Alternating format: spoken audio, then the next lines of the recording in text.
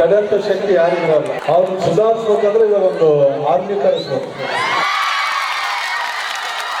ಏನೇ ಆದ್ರೂ ನಾನು ರಘುವೀರ್ ಜೊತೆಗೆ ನನ್ನ ತಮಿಳು ಧನ ಎಲ್ಲ ಸಹಕಾರ ಇರ್ತಿತ್ತು, ಅದೇನು ಸಹಕಾರ ಬೇಕು ನಾನು ಮಾಡ್ತೀನಿ.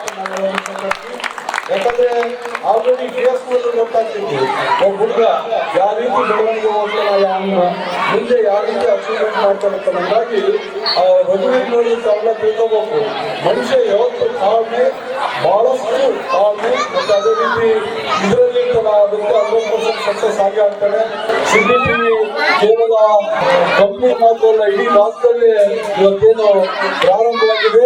ಹಂತವಾಗಿ ಮುಂದುವರೆದ ದಿನಗಳಲ್ಲಿ ಸಂಪೂರ್ಣವಾಗಿ ನಂಬಿಕೆ ಇಡೀ ರಾಜ್ಯದಲ್ಲಿ ಒಂದು ಒಳ್ಳೆ ಸುದ್ದಿ ವಾಹಿನಿಯಾಗಿ, ಒಳ್ಳೆ ಚಾನಲ್ ಆಗಿ ಇವತ್ತು ಹೊರ ಹೊಮ್ಮಿದಂತ ಸಂಪೂರ್ಣವಾಗಿ ನಂಬಿದೆ. ಲಂಕೇಶ್ ಪತ್ರಿಕೆಗೆ ಅನೇಕ ಸರ್ಕಾರಗಳೇ ಉರುಳೋಗಿದೆ.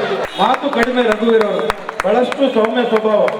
ತನ್ನ ಕೃತಿ ಮೂಲಕ ಎಂತ ಒಂದು ವಸ್ತು ಆದ್ರೂ ಎಂತವ್ರನ್ನಾದ್ರೂ ಎದುರಕ್ಕೆಂಬಿಟ್ಟು ಸುದ್ದಿ ಮಾಡೋದ್ರಲ್ಲಿ ಒಂದು ಪರಿಣಿತ ಅಂತ ನಾನು ಕಂಡಂತ ರಘುವೀರ್ನಲ್ಲಿ ನಾನು ಗಮನಿಸಿದಂತ ಒಂದು ಸತ್ಯ.